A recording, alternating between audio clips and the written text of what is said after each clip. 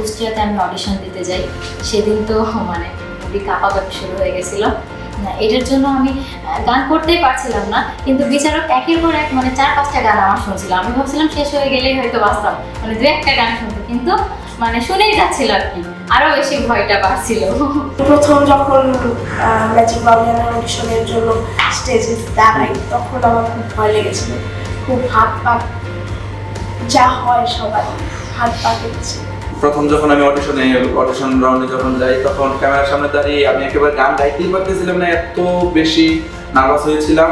হাত পা তো কাঁপছে, আমার ভিতরে হার্ট সহ কাঁপছে, এরকম বিরাট আর কি কাঁপাকাঁপি অনেক শুরু হয়েছে, অনেক নার্ভাস হয়েছিলাম। এই যে আপনি আমার সামনে একদিন সময় আসবে যে একদিন এমন একটা স্টার হবে যে সে স্টারের হওয়ার কারণে তাকে বিভিন্ন কথোপকথন এবং সাক্ষাৎকার দিতে হবে, সমস্ত কিছু মিলে আমি প্রিপারেশন আগে থেকে ছিলাম, এই জন্য আমার অতটা ভয় লাগে।